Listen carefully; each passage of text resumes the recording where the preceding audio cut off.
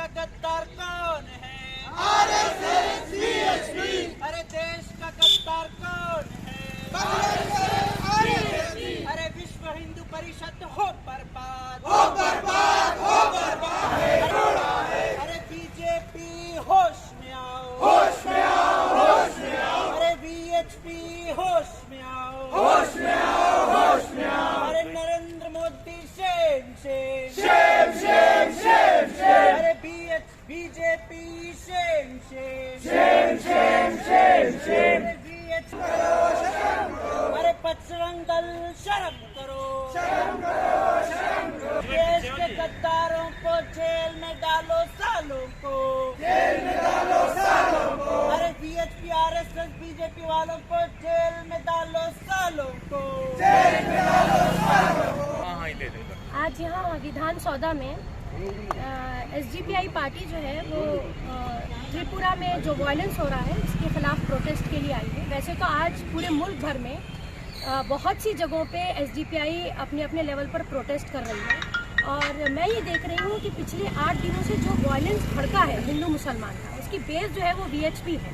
क्योंकि वीएचपी जो है, एक तो वैसे हम जानते हैं कि ये आरएसएस हो या वीएचपी हो, ये जितनी भी भगवा टाइप की हमारी मतलब पॉलिटिकल पार्टीज़ हैं, ये सब एक्सट्रीमिस्ट हैं, ये सब टेररिस्ट पार्टीज़ हैं। एक्चुअली दूसरों को टेररिस्ट कहना बहुत आसान होता है और टेररिस्ट का टैग वही लगाते हैं जो जानते हैं कि टेररिज्म क्या होता है। तो बहरहाल तो वीएचपी जो थी वो उन्होंने एक तरह की रैली निकाली और उनका ये मानना है कि वो रैली उन्होंने बांग्लादेश के खिलाफ निकाली। देखिए, बांग्लादेश में जो हुआ उसकी ग्राउंड रिपोर्ट तो हमें अभी बिल्कुल नहीं मालूम है, लेकिन जो कुछ बांग्लादेश में हुआ वो वायलेंस जो है उसे हम कंडम करते हैं। हम किसी भी शक्ल में वायलेंस हो हम उसे कंडम करते हैं, चाहे वो लिंचिंग हो, चाहे वो रेप हो, मर्डर हो या काऊ के नाम पे जो है लोगों को मार दिया जाता है।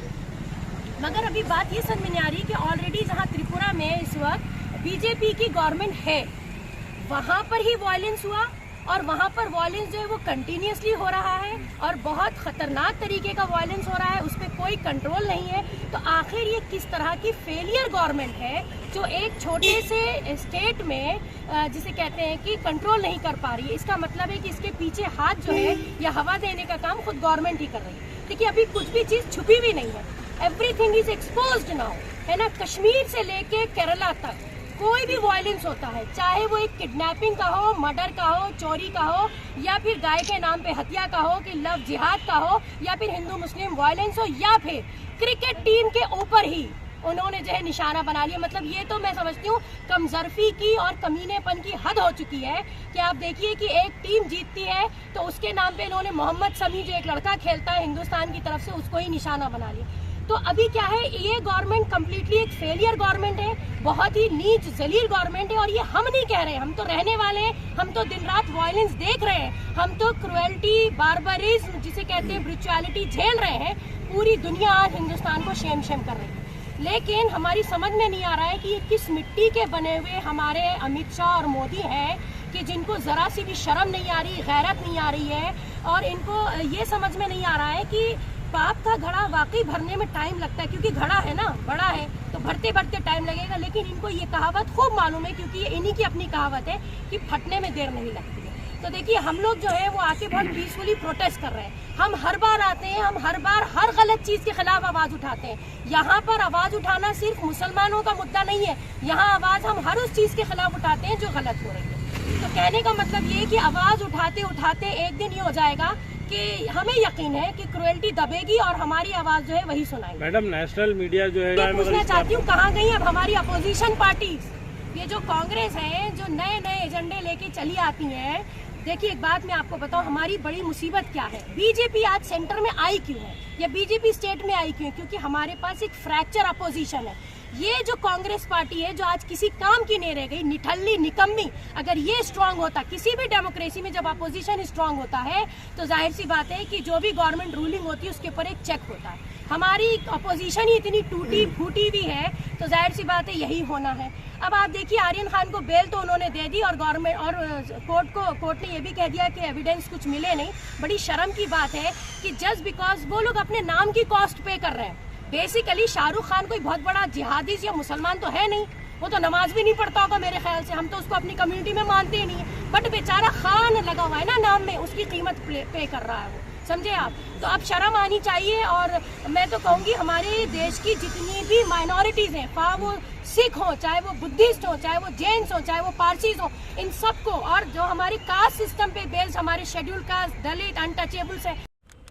आज पूरे मुल्क भर में एसडीपीआई के जानिब से, social democratic party of India की जानिब से एहतजाज किया जा रहा है। दिल्ली के अंदर त्रिपुरा के हेडक्वार्टर पर आज कसीर तादाद में जमा होकर एसडीपीआई एहतजाज करने जा रही है। उसी के ज़िमन में एसडीपीआई गुलबर्गा ने आज मिनी विधानसभा डीसी ऑफिस पर जमा होकर यहाँ पर एहतजाज किया है।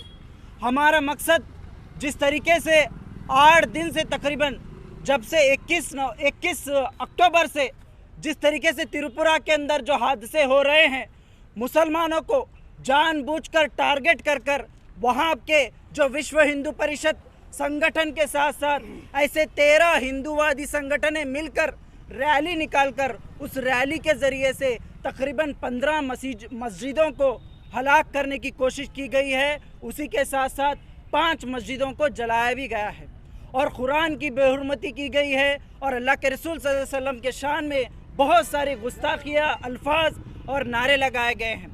तो उसके मुखालिफत में आज हम लोग यहाँ पर जमा होकर एहतजाज कर रहे हैं।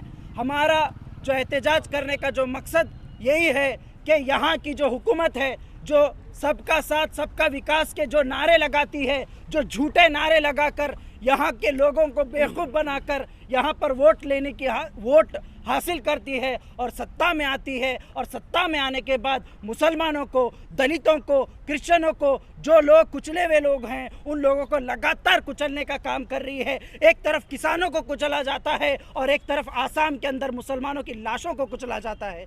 इस तरीके से आरएसएस और विश्व हिंदू परिषद और बीजेपी, ये जितने भी जो हिंदू एक्सट्रीमिस्ट टेररिस्ट ऑर्गेनाइजेशन हैं, ये तमाम टेररिस्ट ऑर्गेनाइजेशन आज मुल्क भर में संविधान के खिलाफ और हिंदुस्तान का जो कानून है, उस कानून के खिलाफ ये लोग काम कर रहे हैं। त्रिपुरा के अंदर 144 लगाने के बावजूद भी वहाँ पर ओपनली रैली निकाली जा रही है, मुसलमानों के मोहल्ले में घुसा जा रहा है, मुसलमानों के घरों में जाकर जलाया जा रहा है, मस्जिदों को जलाया जा रहा है। तो इसके खिलाफ जो so called secular political parties हैं, चाहे वो कांग्रेस हो, चाहे वो दूसरे तमाम सेकुलर पॉलिटिकल पार्टीज़ हो, ये लोग कोई भी बात नहीं किया। तकरीबन 8 दिन से ये लोग मुंह बंद कर बैठे थे, लेकिन कल ये लोग सिर्फ ट्विटर पर ट्वीट करने का शुरू किए हैं। तो ऐसे पॉलिटिकल पार्टीज़ और जो बीजेपी है, ये तमाम लोगों को मैं कहना चाहूँगा एसडीपीआई के जानिब से, एसडीपीआई मजलूमों की आवाज़ है, मजलूमों का किरण है, एक नया आने वाला सूरज है।